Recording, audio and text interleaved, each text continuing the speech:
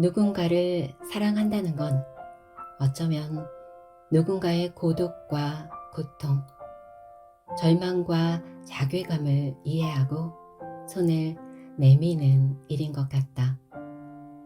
아무리 사랑해도 대신 아파줄 수 없듯이 타인의 고독과 고통을 대신 짊어질 수는 없지만 떨리는 손을 꼭 잡아주는 것, 소리 없이 터져나오는 비명을 듣고 보듬어 주는 것, 이 사막 같은 세상에 모래알처럼 혼자 부유할 때 가만 옆에 있어 주는 것, 혼자인 내가 혼자인 너에게 성수선. 오늘 소개해드릴 책입니다. 도서출판 알투스에서 2012년에 펴냈군요. 밑줄 긋는 여자의 토닥토닥 에세이라는 부제가 달렸네요. 오랜만에 인사드립니다. 여기는 다정한 책방입니다. 많이 기다리셨나요? 연말이라 몸도 맘도 분주하네요. 자, 그럼 어서 다정한 책방으로 들어가 보실까요?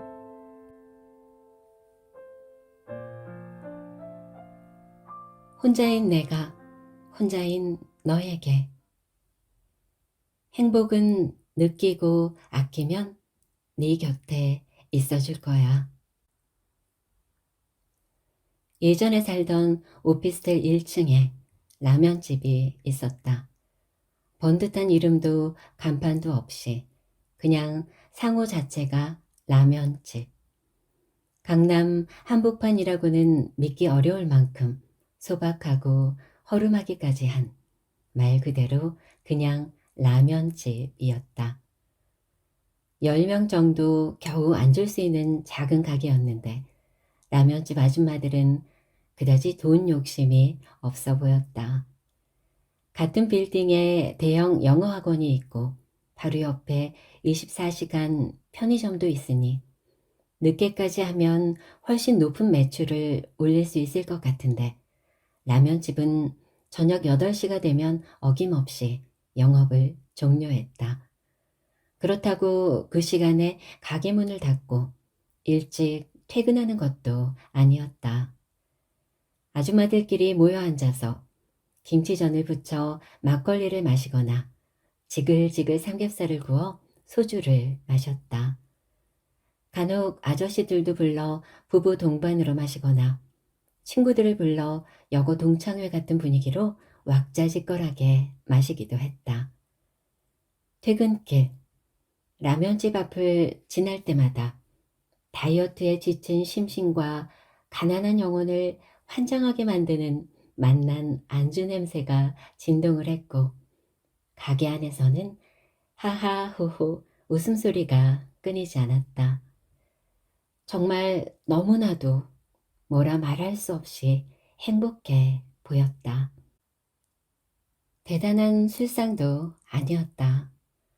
비 오는 날에는 전에 막걸리, 후덥지근한 여름 저녁에는 노가리에 맥주, 춥디 추운 겨울밤에는 따뜻한 국물에 소주를 마시고 기분 좋은 날이면 거하게 삼겹살 파티를 벌였다.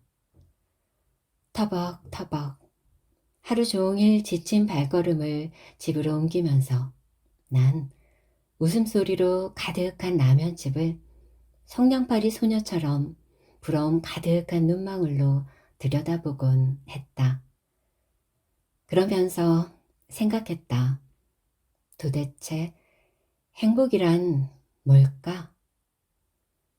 10년 넘게 해외 영업을 하다 보니 다양한 국적의 정말이지 다양한 사람들을 만나게 된다. 대부호도 만나봤고 여러 나라의 지역 유지도 많이 만나봤다. 또 회사 생활을 하면서 글을 쓰고 책을 내다 보니 의도하지 않게 인간관계의 외연이 넓어져서 남들이 부러워하는 직업을 가진 사람도 많이 알게 되었다. 하지만 내가 만난 그 많은 사람 중에서 가장 행복해 보인 이는 단언컨대 그 라면집 아줌마들이다. 아무리 많이 가져도 더 많이 가진 사람과 비교하면 박탈감이 느껴질 뿐이고, 아무리 많은 것을 가졌어도 자신의 결핍에 집중하면 자기 연민에 빠질 뿐이고, 아무리 돈이 많아도 쓸 시간이 없다면 남 좋은 일만 시킬 뿐이고, 아무리 잘나도 행복하지 못하면 재미없는 소풍처럼 쓸쓸한 삶을 살다가 떠날 뿐이다. 얼마 전 미정원에서 주부 땡땡 같은 주부 대상 잡지를 읽었다. 독자들을 대상으로 버킷리스트를 설문한 기사가 있었다. 세계 일주, 유럽 여행, 크루즈 여행, 더 늙기 전에 화보 찍어보기, 이브닝 드레스 입고 파티 가기, 내 이름으로 책 내기 등 많은 소망이 열거되어 있었다. 잘난 척하는 것처럼 들릴 수도 있겠지만 난 주부들이 꼭 해보고 싶어하는 이 일들을 거의 대부분 해봤다. 하지만 그녀들이 가진 많은 것을 난 가지지 못했고, 그녀들이 해본 많은 일을 난 경험하지 못했다. 결혼을 하지도 않았고 신혼여행의 낭만을 즐기지도 못했으며, 아기를 낳지도 않았고 토끼 같은 새끼의 재롱을 보지도 못했으며, 남편과 나른한 주말을 보내본 적도 없고, 그래도 내 편을 들어주는 무뚝뚝한 남편에게 감동을 받은 적도 없으며, 가정이라는 울타리가 주는 안정감을 느껴보지도 못했다. 버킷리스트는 갈망과 행복은 너무도 상대적인 것이다. 작년 말 한 월간지에 나의 버킷리스트라는 제목으로 에세이를 썼다. 춘천을 여행을 갔다가 좋다를 연발하며 주거니 받거니 도란도란 너무나 행복하게 소주를 마시는 80대 노 부부를 보고 쓴 글이다. 그 에세이의 마지막은 이렇다. 이게 정말 내가 갈망하는 일, 나의 버킷리스트다. 그때 내게도 소망이 생겼다. 먼 훗날 여든이 되었을 때 이 자리에서 청춘의 한 자락을 보낸 춘천에서 세월을 나누어 온 함께 늙어가는 내 남자와 좋다를 외치며 소주를 마시고 싶다고, 함께 씹고 뜯고 마시고 즐기고 싶다고, 시시한 얘기와 수소한 기쁨을 함께하며 늙어가고 싶다고, 여든이 넘어서도 쳐다만 봐도 좋은 여자로 남고 싶다고, 성공한 할머니보다 행복한 할머니, 존경받는 할머니보다 사랑받는 할머니가 되고 싶다고, 여든이 넘어서도 소주 몇 병을 거뜬히 비우기 위해서 나는 오늘도 운동을 한다. 함께 씹고 뜯고 마시고 즐길 남자를 기다리며.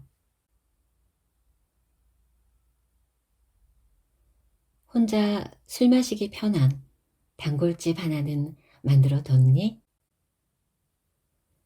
심야식당은 50대 남자 주인장이 혼자 하는 허름하고 작은 식당이다.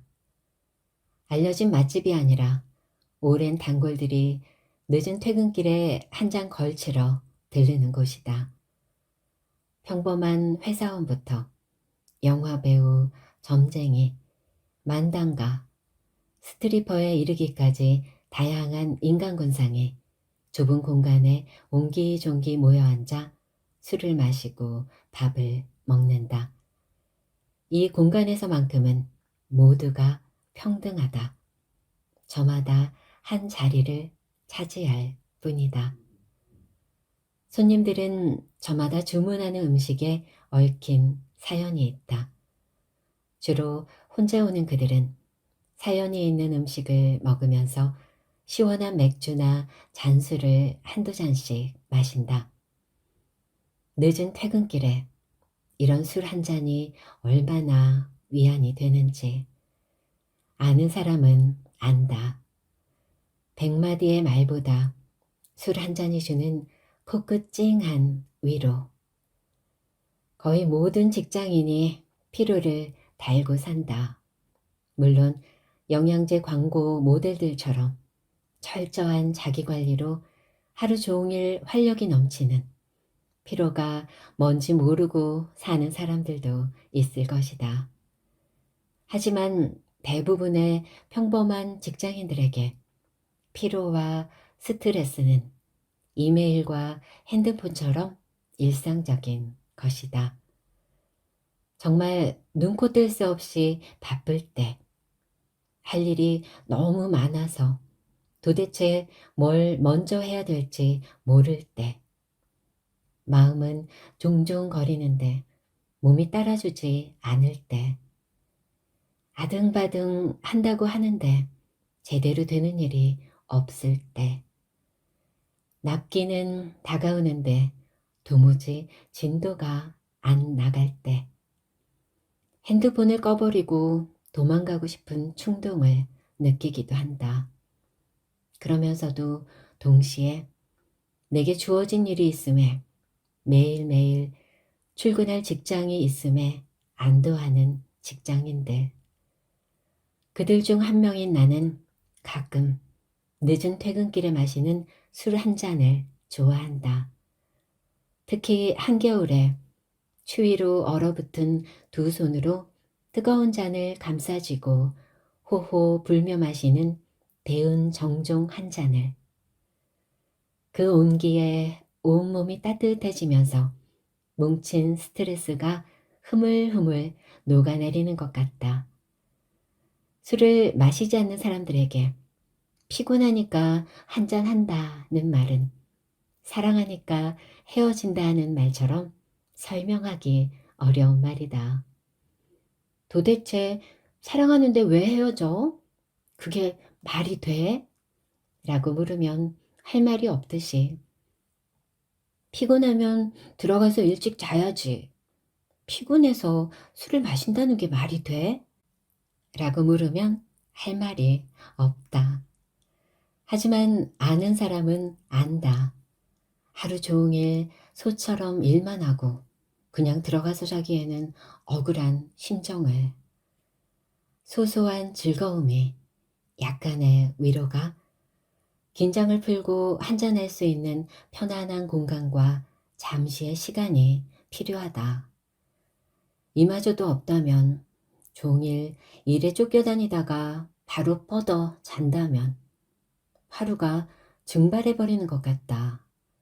달력에서 그냥 하루가 없어지는 느낌.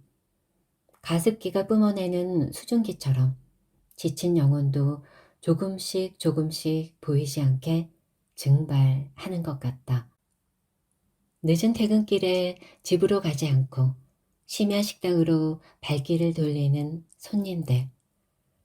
현실 세계에 그런 심야 식당은 없지만 심야 식당을 읽으며 대리 만족을 느끼는 독자들. 모두 비슷한 심정 아닐까? 적어도 나에겐 약간의 위로와 휴식, 소소한 즐거움이 필요하다. 그냥 쓰러져 자기는 너무 억울하니까. 빡세고 힘들었던 하루를 뒤돌아보며 시시한 농담을 할 수 있는 시간이 필요하다. 마음 맞는 동료와 함께 먹는 토마토 케첩을 듬뿍 뿌린 계란말이와 소주 한 잔이 얼마나 귀한 음식인지 아는 사람은 안다. 심야 식당에서처럼 먹고 싶은 음식을 척척 만들어주는 주인장이 있으면 더욱 좋겠지만 없으면 없는 대로 내겐 참새 방앗간과도 같은 몇몇 단골집이 있다. 한여름에 마시는 시원한 맥주 한 잔, 한겨울에 마시는 뜨거운 정종 한 잔, 열받아서 마시는 쓰디쓴 소주 한 잔, 가끔씩 우아하게 마시는 상큼한 화이트 와인 한 잔, 그리고 다이어트는 항상 내일부터. 외롭고 싶은 사람처럼 늘 그렇게 웅크리고 있지 마. 난 가끔 생각한다. 이 세상에는 크리스마스나 생일을 기다리는 사람이 더 많을까? 축하받고 축하해야 하는 날이 아예 없었으면 하는 사람이 더 많을까? 아니면 사는 게 너무 고달파서 그런 날이 있는지 없는지도 모르고 사는 사람이 더 많을까? 얼마 전 강남 한복판의 고깃집에서 저녁을 먹고 있었다. 저녁이라 선선할 줄 알고 야외 테이블에 앉았는데 바람 한 줄기 없는 날씨에 숯불까지 이글이글 타오르니 가만히 앉아 있어도 계속 땀이 흘렀다. 하물며 이 테이블 저 테이블 바쁘게 옮겨다니며 그 뜨거운 불판 옆에서 고기를 굽는 종업원은 얼마나 더울까. 피부가 참 좋으시네요. 가만히 앉아서 구워주는 고기를 날름날름 먹고 있기가 미안해서 고기 굽는 조선족 아줌마에게 말을 걸었다. 내가 무심코 던진 한마디에 그 조선족 아줌마는 오랫동안 말을 참아온 사람처럼 광속으로 말을 쏟아냈다. 그러다 잠시 말을 그치더니 나를 물끄러미 쳐다보며 말했다. 아가씨, 중국말 할 줄 알아요? 내가 너무 말이 하고 싶어요. 누군가의 질문에 가슴이 그렇게 덜컥 내려앉은 것도 오랜만이었다. 도대체 얼마나 외로웠을까? 얼마나 말을 참았을까? 얼마나 지나가는 누구라도 붙들고 말을 하고 싶었을까? 나도 가끔 너무 말이 하고 싶다. 시시껄렁한 농담 따먹기나 연예계 비화, 립 서비스가 반인 의례적인 말들, 우리가 남이가, 뭐뭐를 위하여 같은 말들 말고 진짜 속에 있는 이야기들을 좀 시원하게 쏟아내고 싶다. 말이 옮겨지지 않을까 하는 걱정 없이 화끈하게 남의 욕도 하고 창피해서 못했던 구질구질하고 찌질한 얘기들도 하고 권력 관계에 의해서 하나도 안 웃긴 이야기에 깔깔거리며 웃어주는 대신 허물없이 편하게 이 얘기 저 얘기 하면서 목이 쉴 때까지 떠들고 싶다. 이른 출근 시간과 내일 해야 될 일들을 걱정하지 않고 밤새도록 정말 밤이 새도록 떠들고 싶다.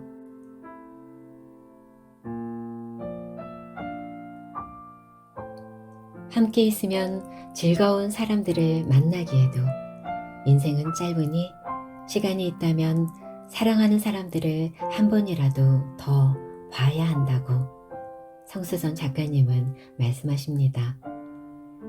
그리고 세상에는 꼭 만나야 할 귀한 책들이 참 많은데요.